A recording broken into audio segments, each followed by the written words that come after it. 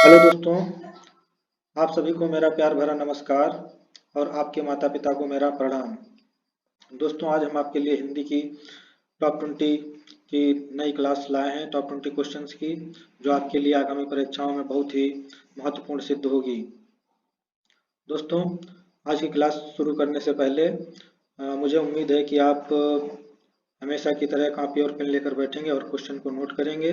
प्रश्न को नोट करने से ज्ञान स्थायी होता है। चलिए दोस्तों, आज की क्लास का पहला क्वेश्चन हम शुरू करते हैं। ये स्क्रीन पर पहला प्रश्न ये रहा। परिवार, सेना, बाजार से किस संज्ञा का बोध होता है? इसमें संज्ञा पूछी जा रही है दोस्तों। इसमें भाववाचक संज्ञा है, समूहवाचक है, जातिवाचक है, व्यक्तिवाचक है। तो दोस्तों, हर प्रश्न को टिक करने के लिए आपको 5 सेकंड का समय दिया जाता है। आप 5 सेकंड में अपना आंसर टिक करिए। चलिए दोस्तों, इस प्रश्न का सही उत्तर हम आपको बताते हैं। परिवार, सेना, बाजार में किस संज्ञा का बोध होता है? तो इस प्रश्न का सही आंसर है समूहवाचक। समूहवाचक का मतलब ये होता है परिवार में बहुत लोग होते हैं, सेना में बहुत लोग होते हैं, बाजार में बहुत लोग होते हैं, तो यहाँ पर समूह बन रहा है, बहुत ज्यादा लोग हैं, तो समूहवाचक संज्ञा होगी। और दूसरा है ये भाववाचक संज्ञा दी हुई है, ये जातिवाचक संज्ञा है, ये व्यक्तिवाचक है। तो इसमें एक्स्ट्रा नॉलेज में आपको ये बताना चाहेंगे, भाववाचक संज्ञा में पहचान ये होती है जहां पर भाव प्रकट होता है, जैसे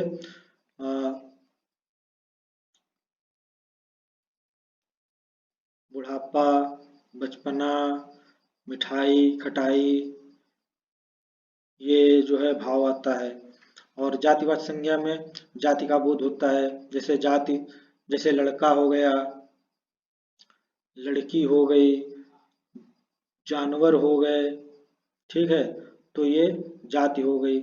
पर्वत हो गया, पंछी हो गए, तो ये जातिवाचक संज्ञा हो गए। और व्यक्तिवाचक संज्ञा की पहचान ये होती है कि इसमें नाम दिया होगा।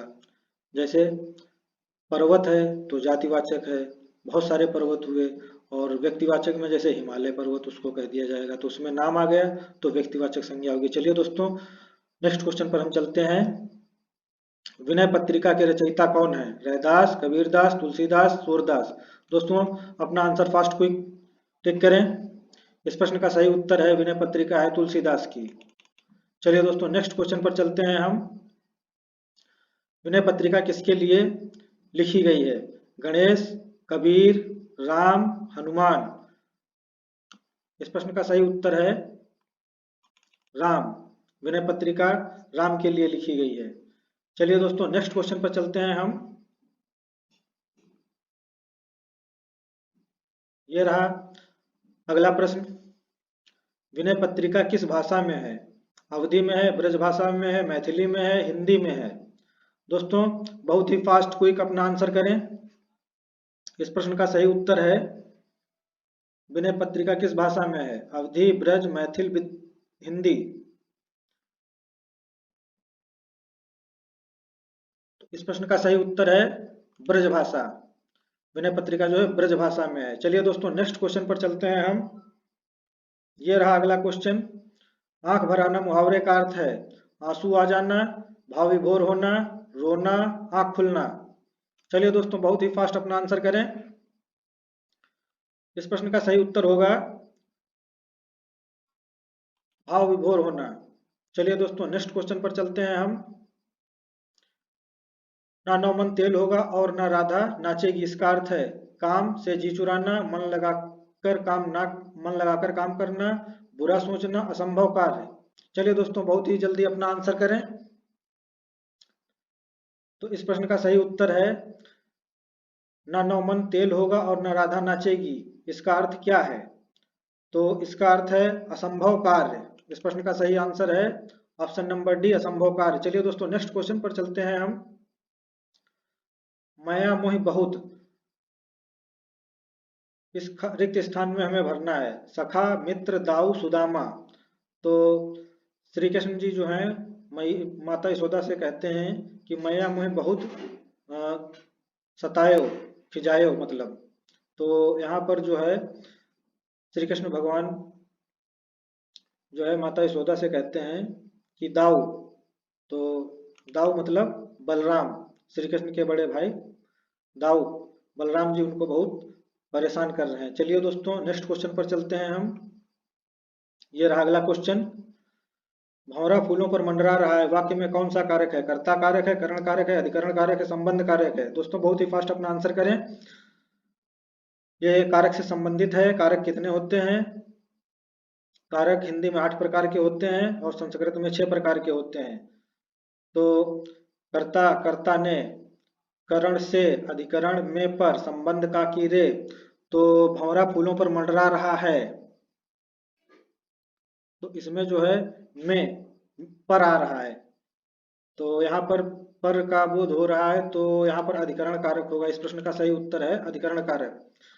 करण, करण कारक की पहचान ये होती है जहां पर साधन के रूप में प्रयोग किया जाता है वहां पर करण कारक आएगा। अधिकरण में पर का बोध होगा, संबंध में काकी रे रा री आएगा, ये सब आते हैं उसमें। चलिए दोस्तों नेक्स्ट क्वेश्चन पर चलते हैं। ये रहा अगला क्वेश्चन। सुहाग नूपुर के रचनाकार कौन है? निराला, जयशंकर प्रसाद, मोहन राकेश, अमृतलाल नागर? दोस्तों बहुत ही फास्ट अपना आंसर करें। सुहाग के नूपुर के रचनाकार है निराला, जयशंकर प्रसाद, मोहन राकेश, अमृतलाल नागर। तो इस प्रश्न का सही आंसर है अमृतलाल नागर। चलिए दोस्तों नेक्स्ट क्वेश्चन पर चलते हैं। यह रहा अगला क्वेश्चन। जोग का अर्थ है मिलना, बिछड़ना, संयोग, बदलना। तो इस प्रश्न का सही उत्तर है संयोग। जोग का अर्थ है संयोग। चलिए दोस्तों नेक्स्ट क्वेश्चन पर चलते हैं।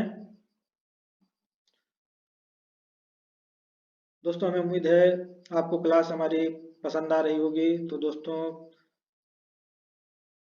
इस वीडियो को ज़्यादा से ज़्यादा लाइक करें, शेयर करें, सब्सक्राइब करें और बेल आइकन को जरूर दबाएं। चलिए दोस्तों नेक्स्ट क्वेश्चन पर चलते हैं हम। पाली को भाषा भी कहा जाता है, लोक भाषा, देव भाषा, देश भाषा, जन भाषा? दोस्तों बहुत ही फास्ट अपना आंसर टिक करें, 5 सेकंड के अंदर आपको 5 सेकंड का समय दिया जाता है। तो इस प्रश्न का सही उत्तर है देश भाषा। पाली को देश भाषा भी कहा जाता है। चलिए दोस्तों नेक्स्ट क्वेश्चन पर चलते हैं।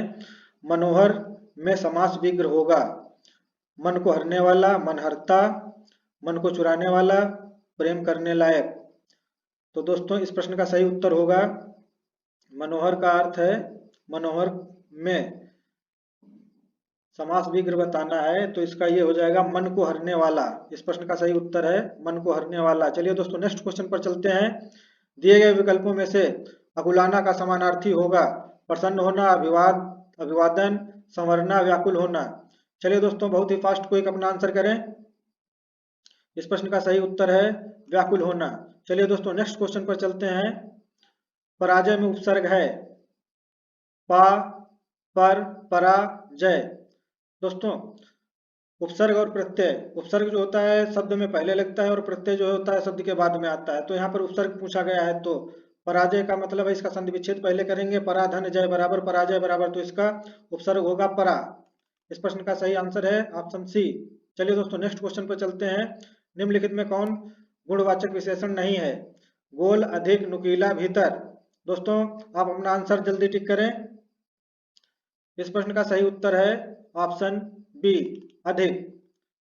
तो इसमें गुणवाचक विशेषण नहीं है, तो यहाँ पर गुणवाचक विशेषण जो नहीं है उसे हमें बताना है। तो गोल है, ये भी गुण है, नुकीला है, ये भी एक गुण हुआ, भीतर है, ये भी एक गुण हुआ, अधिक जो है ये मात्रा बोधक होता है, तो इसलिए ये जो है अधिक, ये गुणवाचक विशेषण नहीं है। चलिए दोस्तों नेक्स्ट क्वेश्चन पर चलते हैं।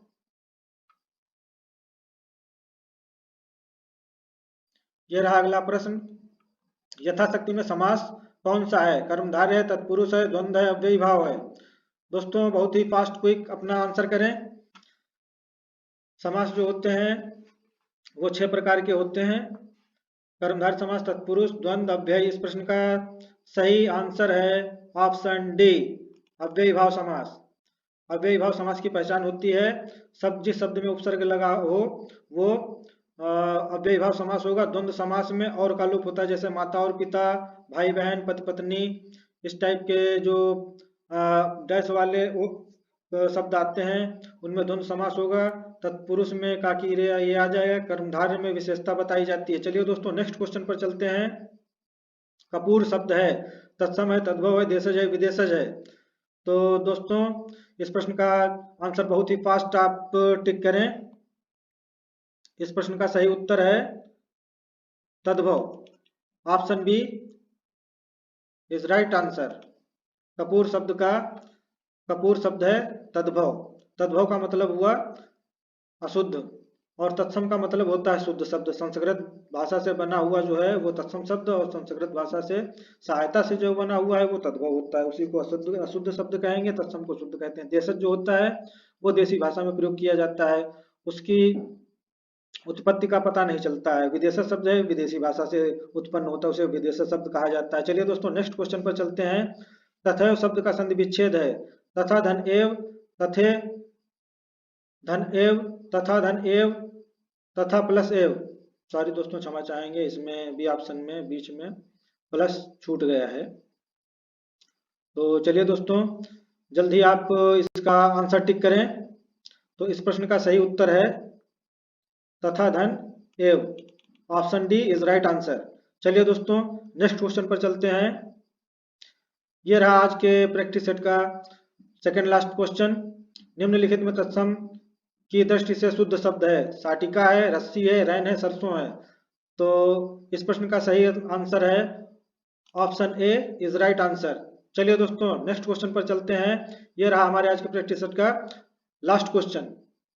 निंदा का निम्न में से कौन सा सही विलोम शब्द है? सस्ती, स्तुति, स्तुति, स्तुति। तो इस प्रश्न का सही उत्तर है स्तुति। Option B is right answer. निंदा का निम्न में से कौन सा सही विलोम शब्द है? तो इस प्रश्न का सही उत्तर है ऑप्शन बी स्तुति। तो दोस्तों उम्मीद करते हैं कि आपको आज की हमारी वीडियो पसंद आई होगी। तो दोस्तों ज़्यादा से ज़्यादा इस वीडियो को लाइक करें, शेयर करें, सब्सक्राइब करें और बेल आइकन को जरूर दबाएं। दोस्तों यदि आपका ऐसे ही प्यार मिलता रहा हमें तो आपको एग्ज़ाम क्रैक करने में कोई दिक्कत नहीं होगी। हम पूरा आपका साथ देंगे और हम आपके उज्जवल भविष्य की कामना करते हैं। हमारा प्रयास यही रहेगा कि आप जल्दी से जल्दी एग्ज़ाम को क्रैक करके एक बेहतरीन सीट पर पहुंचें, नौकरी आपको मिल जाए जिससे आपके घर में खुशियां आएँ। तो दोस्तों आप अपना ऐसे ही प्यार बनाए रखिए। हमारे चैनल को सब्सक्राइब करें, बेल आइकन को दबाएं और आपकी सहायता में हम अच्छी क्लासें जो हैं अच्छे क्वेश्चन प्रोवाइड कराते रहेंगे। तो दोस्तों आज की क्लास हम यहीं पर समाप्त करते हैं। हिंदी है हम वतन, हिंदुस्तान हमारा, हम बुलबुलें हैं इसकी जो गुलिस्तां हमारा। जय हिंद, जय भारत।